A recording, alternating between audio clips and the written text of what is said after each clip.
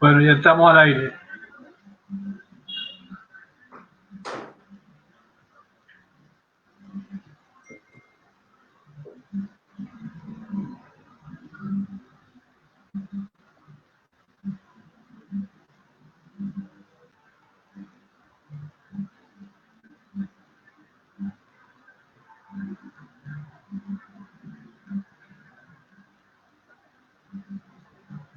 Amigos, buenas tardes.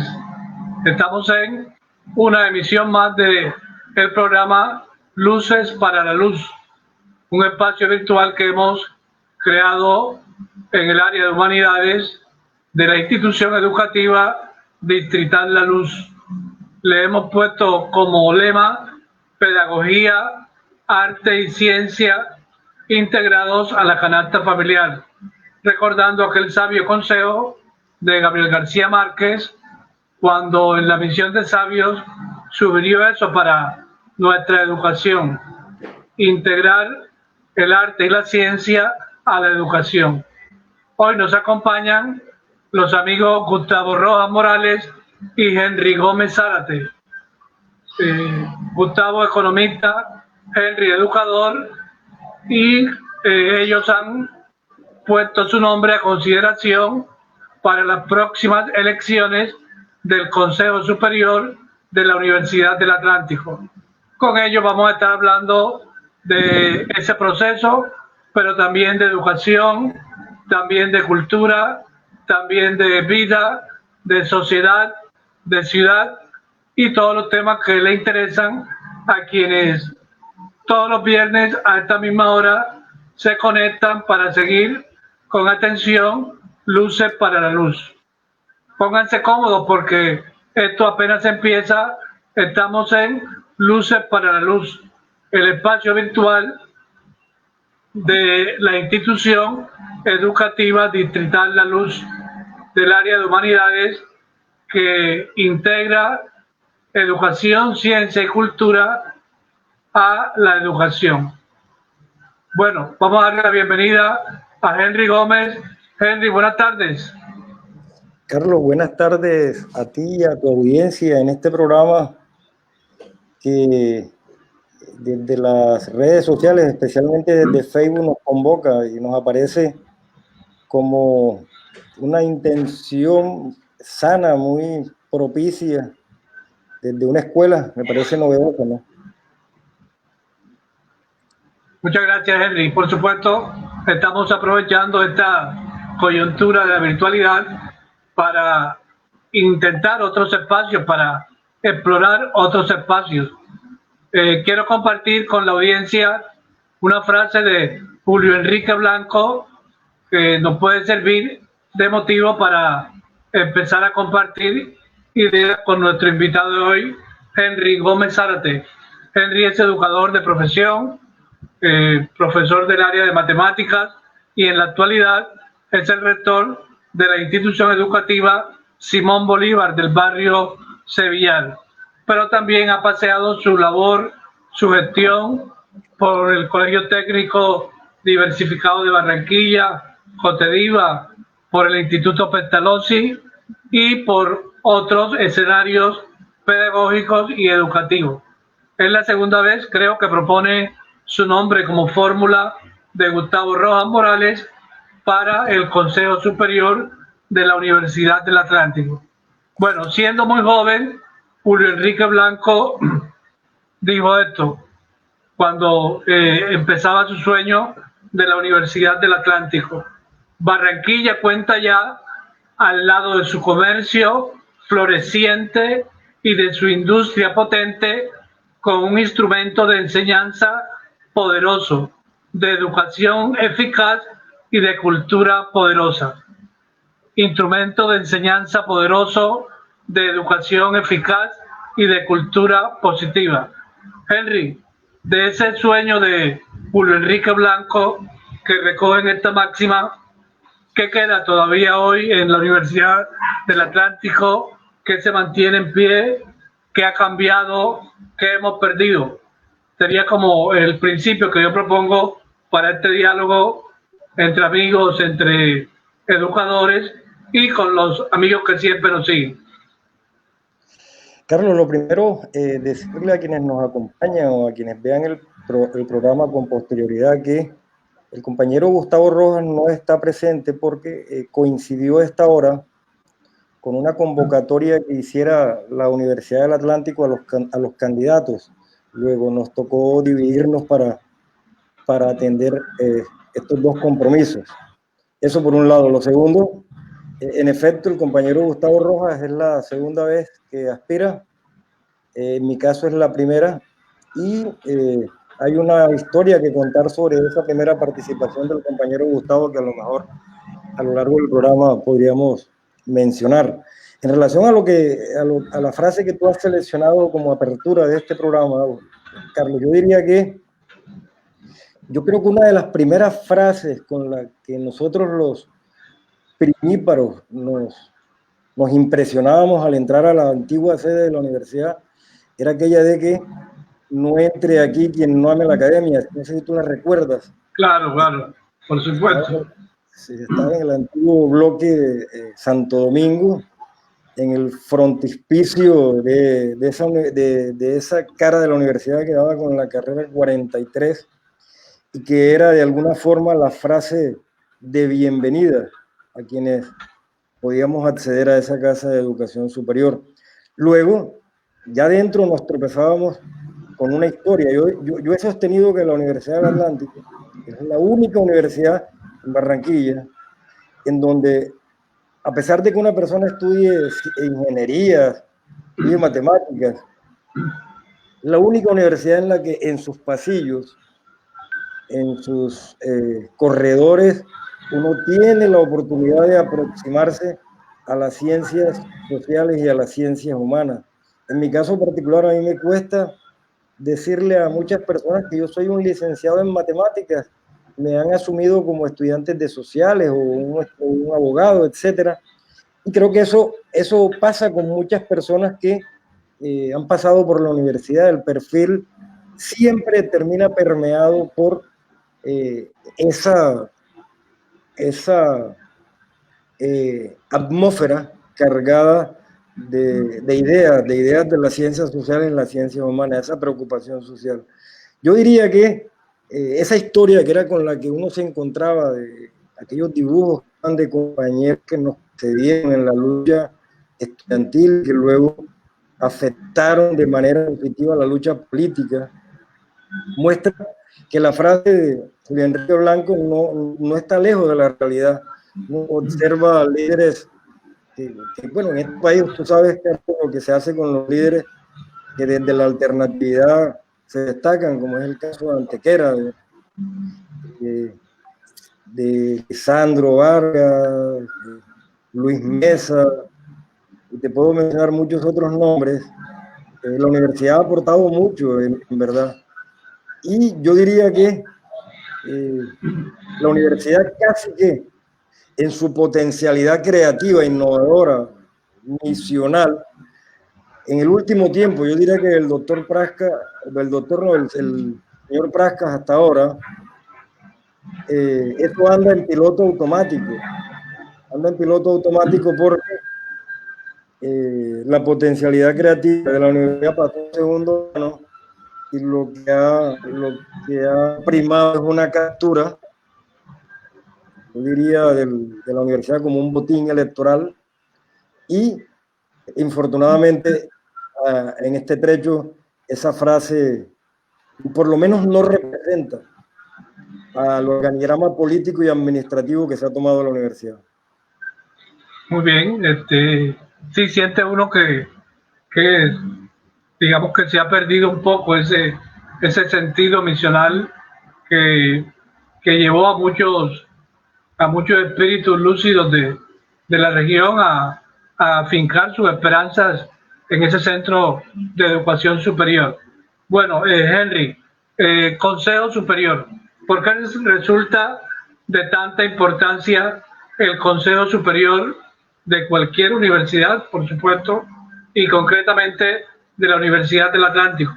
¿Por qué resulta tan apetecible? Hemos tenido una semana más o menos movida, caldeada en el gremio educativo con noticias de diversa índole y uno se admira, ¿no? Se admira en ocasiones, pero también entiende en el fondo muchos intereses de la educación de la universidad que tú has comentado cuando analizabas la frase de Julio Enrique Blanco. ¿Cuál es el significado que tiene para el organigrama de la Universidad del Atlántico un organismo como el Consejo Superior? Bueno, eso viene de la reforma relativamente reciente de la Ley 30, que en la confección de la arquitectura institucional trepó a todas las universidades, se le trepó un organismo, a mi juicio, un organismo demasiado representativo, ¿cierto? Sobre el cual se concentró, yo diría que lo más representativo de la autonomía universitaria. Pero obviamente en esa confección se logró, yo diría que así lo persiguió el Estado, construir una mayoría gobiernista que permitiera que el control, por lo menos, no escapara a una política de Estado, que en la mayoría de los casos termina siendo una política de gobierno. Entonces, el Consejo Superior, se ha dicho, cada silla de los nuevos representantes pesa, y más en una universidad de provincia en donde se puede perfectamente llenar cada una de esas sillas y solo pocas personas, muy pocas personas de quienes logran acceder, en realidad representan un proyecto modernizante de universidad. Tanto es así que no existe en esta ciudad una instancia doliente que, por ejemplo, le exija o requiera a cada uno de los consejeros qué proyecto de universidad está representando, que le diga a la ciudad por qué el presidente, el ministro, los gremios pusieron a determinada persona a ejercer la representatividad de un gremio dentro del Consejo Superior. Eso no existe. Entonces, eso, como en casi todos los ámbitos de lo regional, muestra una debilidad institucional, porque en el marco de lo que podríamos llamar el desarrollo cualitativo de esa autonomía, aquí todavía hay ámbitos en los que estamos muy, pero incipientes, y no porque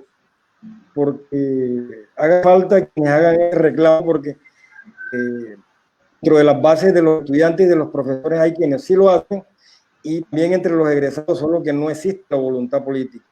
Lo que hay es la intención de que eso no se desarrolle para que otras cosas permeen la autonomía y hagan que esa autonomía tenga muchas veces un ejercicio irresponsable.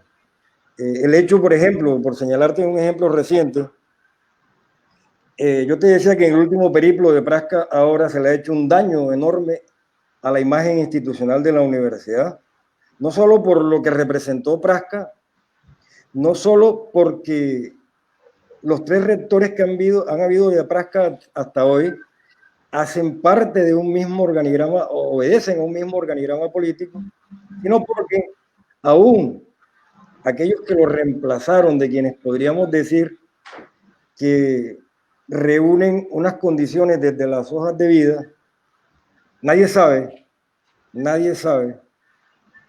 o por lo menos no responden ante la sociedad.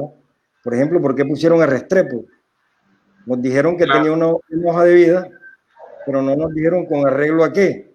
Es decir, una hoja de vida que resultaba competente para construir 3 puntos suspensivos, nos quedamos Ahí bien en el aire, ¿no?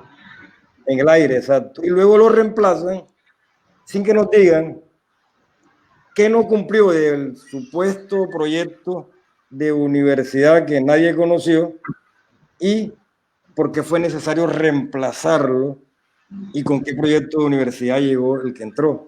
Entonces, casi que se podría decir, primero, que la autonomía tiene que ser merecida. Nosotros no hemos dado cuenta de que la merezcamos. Y segundo, que por la vía de la autonomía hemos quedado en el peor de los mundos, porque muy pocas personas, en realidad un puñado de personas, pueden empoderarse de un patrimonio histórico, académico e institucional tan importante como lo es la Universidad del Atlántico. Eso está muy lejos de ser una autonomía responsable. Claro. Bueno, déjame saludar a nuestros amigos fieles seguidores de Luces para la Luz. Nos escribe la profesora Zaira Angarita Manzano. Saludos, profe Henry y Carlos, un abrazo. Nos saluda el exalumno del Cotediva, Álvaro Junior Escorcia García. Ilustres maestros, mi mayor admiración y respeto para ustedes. Les envío saludos con gran cariño. Y también nuestro amigo, nuestro querido amigo, colega, el folclorista Kevin Torres Valdés, nos dice saludos con mucho cariño. También están en la sintonía Claudio Orozco, Luis Urbano, Omar Machado Yepes, escuchando con atención tus ideas, tus planteamientos y siguiendo con mucha fidelidad este espacio que creamos recién comenzaba la pandemia. Bueno, Henry, a mí me llama mucho la atención, curioso como soy del lenguaje, el lema, por un egresado visible. Me sentí tocado, me sentí llamado por esa frase, por esa construcción que entraña una declaración de principios, ¿no? Yo estuve en la universidad, alcancé a ser monitor de la universidad, quiero con un amor casi que el que se le tiene a una madre a la Universidad del Atlántico, pero siente uno sí, de verdad que como egresado, una vez termina sus estudios, es poca la atención que le brinda esa madre nutricia, para traducir la expresión latina alma mater, que encierra el lema, el proyecto, por un egresado visible. Bien, Carlos, mira lo siguiente. Voy a poner un ejemplo que serviría como de oposición para responder tu pregunta de fondo. Yo pasé un hecho de petición a causa de 6 meses a la universidad para que me informaran cuál había sido la inversión que dentro del concepto de responsabilidad social habían hecho los gremios de Barranquilla en favor de la Universidad del Atlántico en la época de Restrepo. Me respondió que no registraban, ¿cierto? Sin embargo, en la disputa por poner un representante del Consejo Superior, usted verá que incluso ha habido momentos en que a través de fallos judiciales a los cuales toca aproximarse con un pañuelo en la nariz porque son fallos que no comprende nadie, han impuesto representantes que luego han tenido una suerte electoral muy vinculada a la captura de la universidad, ¿cierto? Llegan ahí como resultado de ningún merecimiento y se instalan perjudicando a la universidad y salen de ella sin pena ni gloria. Entonces, creo que eso venía pasando con los egresados. Aunque hubiese a veces aspirantes a los procesos eleccionarios que uno reconocía como viejos luchadores de la universidad, gente que tenía cierto prestigio de liderazgo social, no dejaba de correr un tufillo como de oportunismo electoral, ¿no? Y para evitar eso, había la necesidad de demostrar que había un cordón umbilical que tenía actuación permanente, que estaba más allá de las coyunturas electorales y que vinculaba permanentemente con la suerte de la universidad, indistintamente de las coyunturas. Entonces, ese vacío de constituirse como un doliente, inquisitivo, permanente, de la universidad lo llenó esta asociación. Una asociación que está permanentemente pendiente de lo que ocurre en la universidad, que se toma el trabajo de revisar a la luz de las normatividades vigentes y las actuaciones administrativas son sujetas a derecho, y cuando no es así se pronuncia, pero a su vez se permite expresarse en las coyunturas en que es necesario. Entonces, cuando llega un momento electoral, la actuación de esa asociación y de quienes actuamos en nombre de ella, en realidad solamente son episodios o sucesos adicionales a todo un hilo de actuación que se pone del lado de la Universidad del Atlántico. ¿Qué es lo que estamos intentando con esa asociación? Ser cada vez más, porque creemos que tiene que ser una asociación, primero horizontal, y segundo abierta, ¿cierto? Para que cada vez más personas demuestren que de alguna forma tienen un agradecimiento con lo que representó la universidad con ellos. Uno entiende que en el modelo económico en que estamos viviendo no hay muchas veces la posibilidad de que la gente pueda pensar en problemas que afecten más allá de su ámbito personal, porque así está diseñado el sistema económico, para volvernos cada vez más individuales, pero asociaciones como estas pueden romper ese cerco y, aprovechando las redes sociales, puede establecer vínculos en los que las personas a los que les interesa la suerte de la universidad pueden vincularse de distintas formas. Y tal vez el más bajo nivel de todos es que estén permanentemente informados, sabiendo que el más alto es el de estar comprometido con la asociación para inquirir permanentemente sobre su suerte. Bien, Henry, quiero compartir el saludo que nos envía nuestro seguidor Luis Urbano Martínez. Le saluda, estudiante de esta grandiosa universidad, del programa de licenciatura en Ciencias Sociales. Saludo cordial, Luis Urbano. Estamos acá para eso, para estrechar lazos, para crear vínculos, para encontrarnos en estos espacios. Quiero reportar que el programa de hoy ha sido compartido por la página Diálogos de Ciudad, por Alberto Ortiz Saldarriaga, por Barranquilla Patrimonio, por los delegados departamentales ADEA, por el Foro Educativo Región Caribe, por el educador Rafael Alberto Ladrón de Guevara y por muchas personas más. Me llama la atención eso y me gusta porque el tema de la universidad está encontrando receptividad, está teniendo dolientes. Yo creo que lo peor que le puede pasar a una universidad es que cuando se mencione suscite indiferencia, suscite desinterés, pero realmente emociona que tantas voces, que tantos personajes de la vida pública de Barranquilla se estén interesando en el tema de la Universidad del Atlántico. Henry, hablemos de educación a la que pertenecemos, educación media, pero también de educación superior. ¿Cómo has visto el panorama de este sistema escolar frente a este reto tan inmenso que significó la pandemia? ¿Qué experiencias concretas has vivido? ¿Qué nuevas actividades has podido compartir con tus maestros? ¿Cómo has visto la respuesta de la Universidad del Atlántico frente a este reto que significó para todo el mundo esta pandemia tan cruenta que estamos viviendo?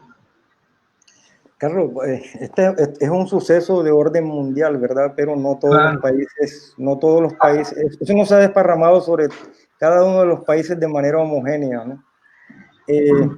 Latinoamérica, infortunadamente, la mayor parte de los países, incluido Chile, que es como el modelito a mostrar, y que de alguna forma Chile ha venido a representar como cuando construyen una urbanización y entonces venden una casa muestran una casa modelo terminada y ponen al resto las personas que llegan, y en este caso al resto de países, a correr detrás del modelo, ¿no?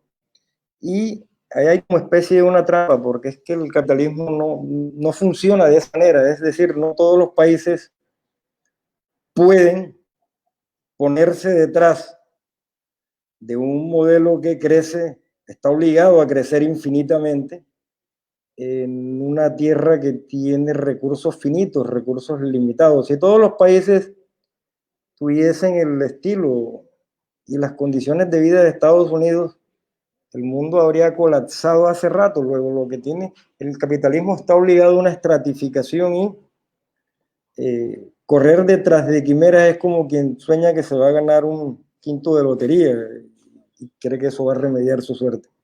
El capitalismo desarrollado existe a condición del capitalismo subordinado y subdesarrollado. Eso es inevitable. Entonces, como lo que se ha ensayado en el último trecho de la historia es una forma de capitalismo en donde las leyes del mercado libre ejercen su fundamentalismo. Eso en países subdesarrollados, en donde se entiende que la mayoría de las personas en realidad, así tengan sueldos que los muestren como clase media, apenas se suscitan crisis, la gente lo que se da cuenta era que en realidad estaba viviendo de supervivencia, y es como si estuviera siempre bajo la amenaza de que le dijera que les van a quitar la escalera y que se agarren de la brocha. Eso es lo que por un lado ha desnudado la pandemia, el contexto de la pandemia. Millones de personas a los que les cambió la suerte, esto obviamente con consecuencias psicológicas, psicosociales, en donde quienes más lo sufren son los muchachos, los estudiantes. La escuela ha hecho todo el esfuerzo posible por entrar en una adaptación al modelo virtual. El más perfecto de los modelos virtuales es un apéndice y es menos eficaz, menos efectivo que el modelo presencial. Eso sí contásemos, y estamos diciendo si el modelo fuese lo mejor posible, pero también se desnudó crisis en relación a la conectividad a nivel nacional. Yo he repetido esto, hay una cifra que nos han negado y es la cifra de los estudiantes que se han visto obligados a desertar como consecuencia de todos los vectores que los han acorralado y que lo han sacado de la escuela a distancia. Algún día nos sentaremos y haremos el balance sobre esto. Mientras, yo diría, Carlos, que las escuelas están haciendo su mayor esfuerzo. Esto que estamos haciendo hoy nosotros era impensable en el mes de enero o febrero de este mismo año. Y eso habla bien de los procesos de adaptación de los educadores y que nos va a quedar como un plus. Sí, es posible que nos reencontremos, que hablemos nuevamente.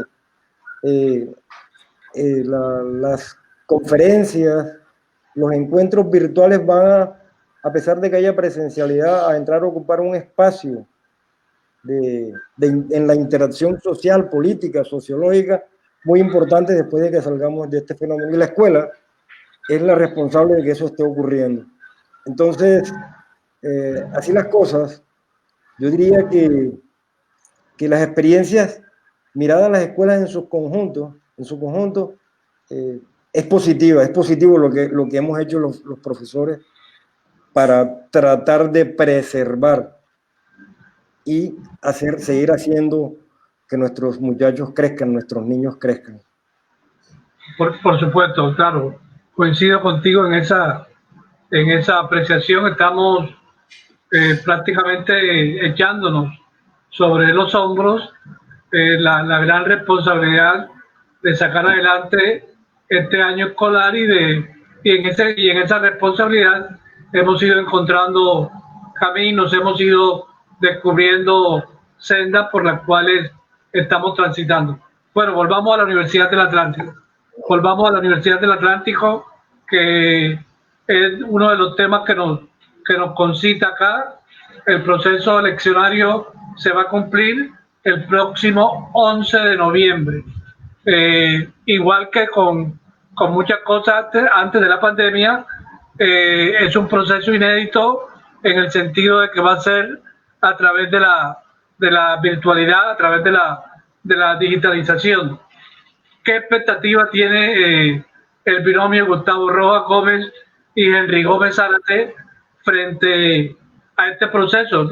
Acá hemos hablado en teoría muchas veces de voto electrónico, de voto remoto, pero no se ha concretado, y el proceso eleccionario del Consejo Superior de la Universidad del Atlántico lo va a inaugurar. Entiendo que otras instancias ya lo probaron, pero particularmente en este, donde se mueven tantos intereses y donde el número de votantes es bastante amplio.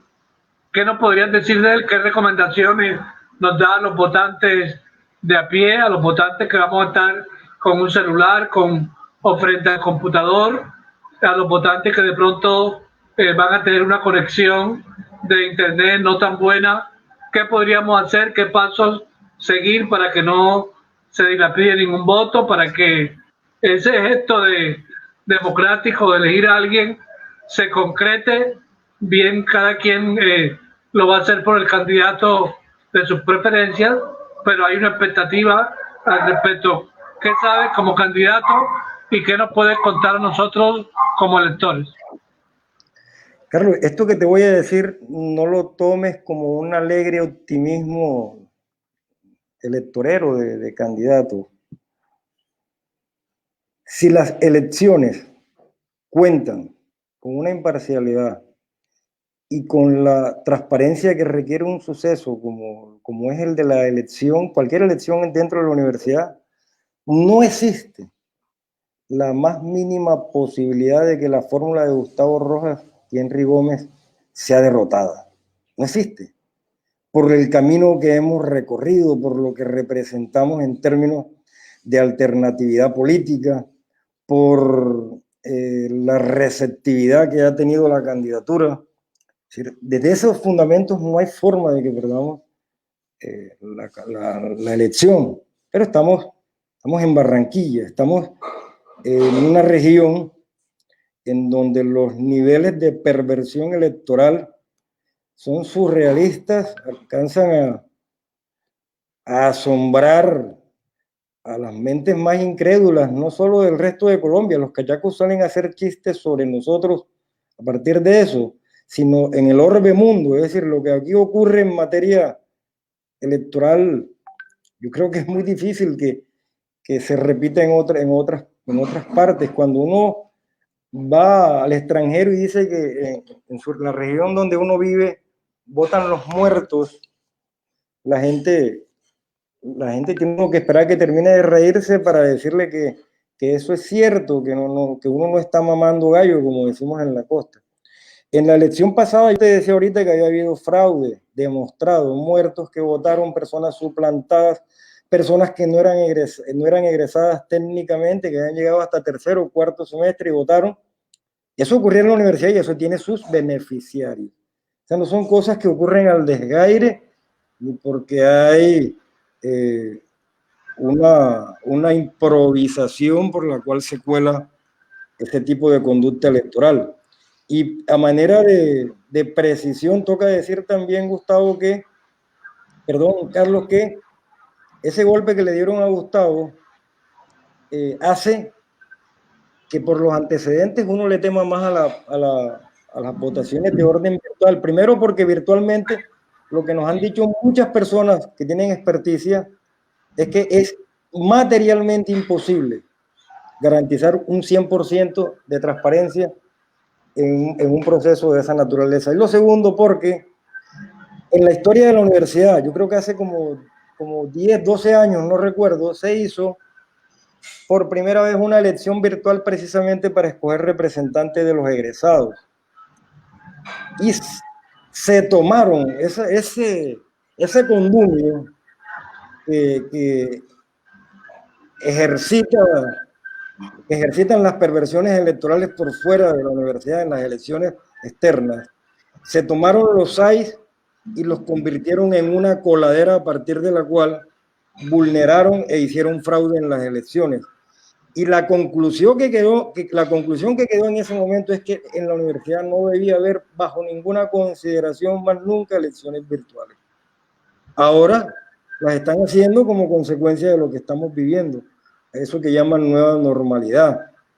Pero yo diría que aquí lo que toca, Carlos, lo que toca es hacerlo de Bolivia. Es decir, que haya tal manifestación en favor de la candidatura alternativa que les cueste, les resulte difícil hacer viable un fraude por cualquier vía. Yo creo que esa es esa o no es ninguna, ¿cierto? Claro. El papel de David contra el Goliat que estamos ejerciendo descansa sobre esa necesidad y esa posibilidad. Muy bien, gracias, Henry. Quiero reportar a Jason Rambal Prince, que nos acompaña, la profesora Clemencia Zapata, también se suma a la sintonía de Luces para la Luz. Saludos, profe Henry. Adelante, un abrazo gigante. Ya lleva muchas veces compartido el video, eso indica que hay atención, que despertó interés el programa y que nos están viendo, nos están escuchando y están interesados en lo que estamos comentando. Les recuerdo a los amigos que estamos en Luces para la Luz, un espacio virtual de la institución educativa Distrital La Luz de ese querido barrio de Barranquilla, que el área de humanidades y este amigo de ustedes, Carlos de la Hoz Albor, crearon, inventaron, tratando de dar causa a esas inquietudes, a esas manifestaciones que podrían hacerse o que debían hacerse en la virtualidad, pues las escuelas habían cerrado con ocasión de la pandemia. Está con nosotros Henry Gómez Zárate, la fórmula de Gustavo Rojas Morales, candidatos al Consejo Superior de la Universidad del Atlántico, jornada electoral que se va a cumplir en forma virtual el próximo 11 de noviembre. Así que el llamado es a todos los egresados, a todos los amigos de las diferentes generaciones que pasaron por ese centro de estudios de educación superior, a sumarse, a dejar ver su preferencia por cualquier candidato. Acá no estamos haciendo proselitismo, tenemos acá a Henry, estamos invitándolo por la amistad que nos une, pero igual está abierto el espacio para quien quiera compartir sus ideas acá. Alberto Ortiz Saldarriaga y Emelín Morales comentan por acá que también son candidatos al Consejo de la Facultad de Educación de la Universidad del Atlántico. Así que lo único que no queremos es indiferencia, sino que ese día, de manera honesta, de manera pulcra, de manera totalmente transparente, los uniatlanticenses nos manifestemos masivamente y elijamos a ese representante al Consejo Superior.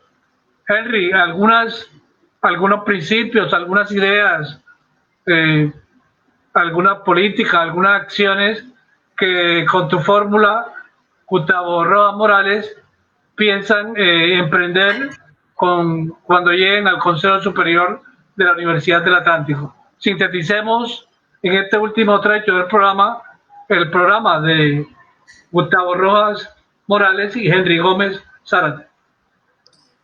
Carlos, mira, nosotros no somos como tan ingenuos para no saber que al llegar, Dios permita, vamos a constituir primero una oposición, digo, un David que reta a un Goliat, que ha construido un unanimismo que quiere controlarlo todo, quiere tomarse todo, es decir, incluso los que creen en la evolución saben que el hecho de que tengamos un dedo oponible le permitió a los primates construir herramientas, así hay quienes creen en la evolución y quienes creemos en en la forma perfecta de que hay una posibilidad de que un creador nos hizo, igual el papel que juega la oposición en una democracia es fundamental. Este es un país que no ha entendido eso, que nos ha costado, y en la historia eso ha generado desencuentros con hechos lamentables. Todavía no superamos la barbarie que implica no saber eso. Entonces, ¿por qué es importante que lleguemos? Primero, porque podríamos oponer un proyecto de universidad sobre la base del cual contrastar y evidenciar que quienes hoy controlan a la universidad no tienen más proyectos que la captura de la universidad como un botín electoral.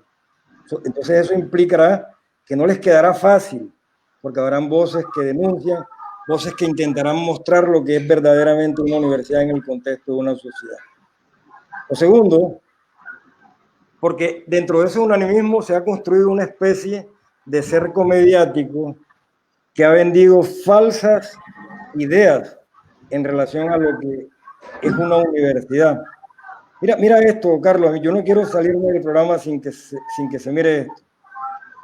Aquí han habido medios locales que le han hecho creer a la sociedad que con 3 o 4 variables monopólicas se puede asegurar que una universidad, en este caso la Universidad Pública del Atlántico, tiene un excelente rector y es una buena universidad porque ellas se cumplen, porque no hay paro, porque les pagaron a sus empleados, porque se abrieron uno que otro nuevo programa, o porque se aumentó la población en 500, 600 personas. Con eso nos venden la idea de que tal persona es un excelente rector y por tanto la universidad está funcionando bien. Aún más, si como consecuencia de ese piloto automático, que tiene que ver más con la potencialidad de base de la misma universidad, le conceden a la universidad un registro calificado, un proceso de acreditación, y que hacen que uno comience a sospechar más bien que es como un guiño del centralismo, porque la universidad, insisto, su potencialidad misional va casi que en piloto automático como consecuencia del esfuerzo de mucha gente que incluso es ajena a ese rapto mafioso y que hace las cosas a veces aún a pesar de ese rapto mafioso. Entonces, creo que también es necesario que haya otras voces que muestren que la universidad es más que eso, ¿cierto? Una universidad, en términos neoliberales, puede perfectamente cumplir esas variables monopólicas, convertir la educación en mercancía, ¿cierto? Es decir, una educación en donde la calidad va a depender del precio y en donde, de acuerdo con el precio, porque es supremamente bajo, va a terminar siendo una universidad que no representa desde el punto de vista cualitativo una universidad moderna y de calidad. Como decía alguien a quien escuché alguna vez, incluso hay universidades que cumplen con esas variables, son universidades en términos neoliberales, pero muchas veces los títulos que otorgan bordean peligrosamente el Código Penal, porque casi que se puede hablar de estafa. La universidad, ¿por qué es importante decir esto? Por lo siguiente, porque en el medioevo, Carlos, lo que primaba era la ignorancia.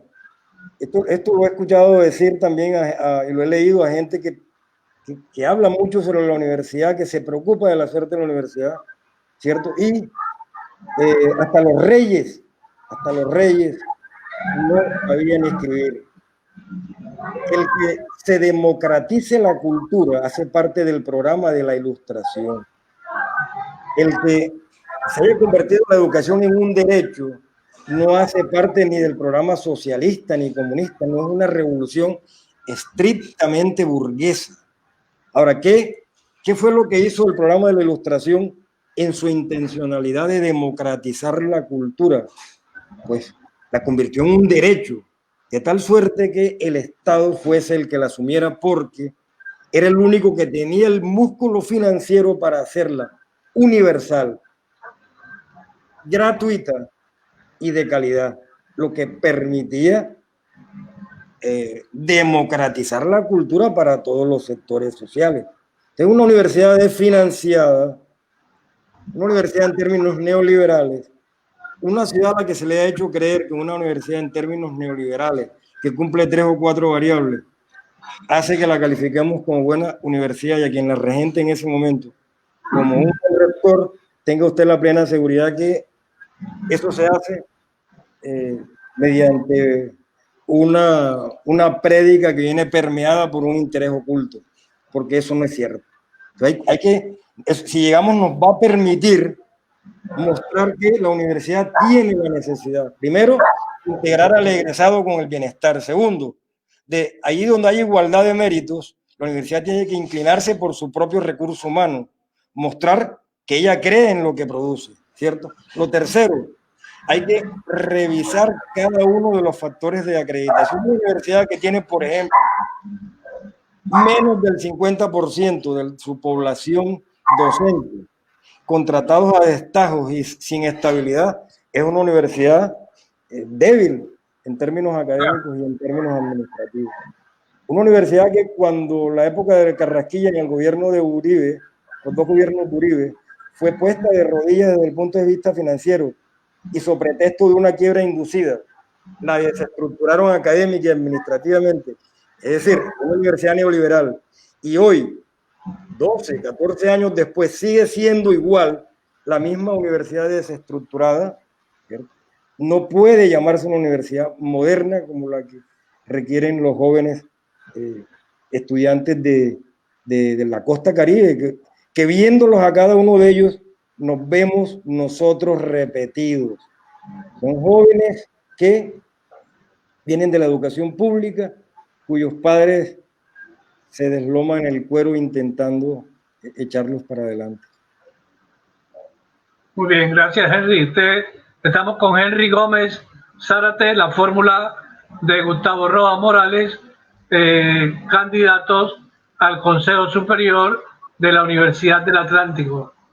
Son las 5:50, ya completamos 50 minutos de transmisión. Bueno, ahí está compartiendo Henry Escuela y Vida Real, ¿no? Escuela y Vida Real va a ser lanzado el próximo viernes aquí en Luces para la Luz. Es una obra de Henry Gómez Zárate y el compañero Barraza, Antonio Barraza. Nelson Barraza, ambos rectores del distrito de Barranquilla. Ya queremos tener esa obra en la mano, ya queremos estar leyéndola y queremos compartirla con los amigos que nos siguen en Luces para la Luz. Una edición hermosa, se ve desde acá. Henry, lo felicito a Nelson y a ti por esa obra, ¿no? Yo quiero compartir siempre la poesía. Es un plato inevitable, un plato infaltable en Luces para la Luz. Hay un poema del español Damaso Alonso que yo quiero compartir con los amigos que nos ven, que nos escuchan, que nos siguen cada viernes en Luces para la Luz. Se titula La injusticia. ¿De qué cima te yergues, sombra negra? ¿Qué buscas? Los oteros, como lagartos verdes, se asoman a los valles, que se hunden entre tinieblas en la infancia del mundo, y se estean abiertos los rebaños mientras la luz palpita siempre recién creada, mientras se comba el tiempo rubio mastín que duerme a las puertas de Dios. Pero tú vienes, manchalóbrega, reina de las cavernas, galopante en el cierzo, tras tus corvas pupilas, proyectadas como 2 meteoros crecientes del oscuro, cabalgando en las rojas melenas del ocaso, flagelando las cumbres con cabellos de sierpes, látigos de granizo. Llegas, oquedad devorante de siglos y de mundos, como una inmensa tumba, empujada por furias que ahincan sus testuces, duros chivos erectos sin oídos, sin ojos, que la eterneza ignoran.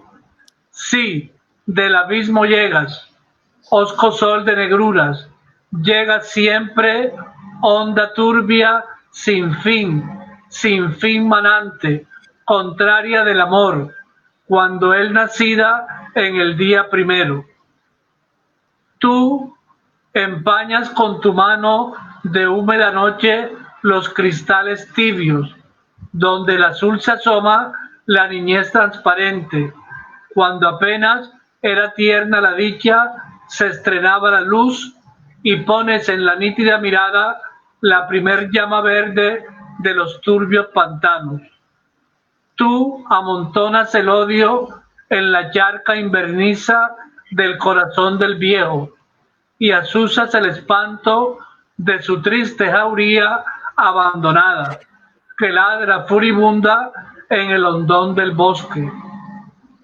Y van los hombres, desgajados pinos, de lo que dan en llamas, por la barranca abajo, rebotando en las quiebras, como teas de sombra, ya lívidas, ya ocres, como blasfemias que al infierno caen. Hoy llegas hasta mí, he sentido la espina de tus podridos cardos, el vaho de ponzoña de tu lengua y el jirón de tus alas que arremolina el aire. El alma era un aullido y mi carne mortal se lava hasta los tuétanos. Hiere, hiere sembradora del odio. No ha de saltar el odio como llama de azufre de mi herida. Heme aquí, soy hombre como un dios, soy hombre, dulce niebla, centro cálido, pasajero, bullir de un metal misterioso que irradia la ternura. Podrás herir la carne y aún retorcer el alma como un lienzo.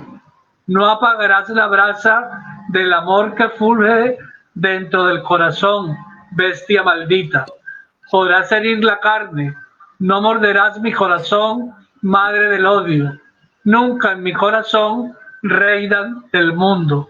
La injusticia, poema de Dámaso Alonso, con el que queremos ir cerrando este programa con nuestro querido invitado de hoy, el profesor Henry Gómez Zárate, candidato junto con Gustavo Rojas Morales a el Consejo Superior de la Universidad del Atlántico. La injusticia, Henry, creo que todos los que han desfilado por aquí, todos los que nos siguen, nos escuchan, nuestros amigos, si algo detectamos es la injusticia. Cerremos, Henry, con un mensaje para tus electores, para esos amigos que como nosotros nos une la educación, nos une el sueño de una mejor Barranquilla, de una mejor región Caribe, de una mejor Colombia, de un mejor mundo. Alguna vez te escuché citar ese verso de la canción Imagina, de John Lennon, ¿no? Sí. Tal vez sea un soñador, pero no soy el único. Cerremos entonces, Luces para la Luz, con Dámaso Alonso, con tu frase, con las palabras a tus electores, a tus amigos. Carlos, yo cierro diciendo lo siguiente: si entre quienes nos escuchan hay egresados de la universidad o gente que no sea egresada de la universidad, pero que pueda hacer resonancia de las siguientes ideas, sí. Quienes nos escuchan son personas que saben que el unanimismo como forma de poder hace demasiado daño y reconocen que la democracia es algo que funciona con el sistema de pesos y contrapesos. Si entre quienes nos escuchan hay personas que desde el primer día que entraron a la universidad vieron ese aviso de no entra aquí el quien no ame la academia, pero y luego de salir se dieron cuenta que recorrieron un periplo que los llevó cuando menos a botarse en las calles a defender la institucionalidad de lo público en educación.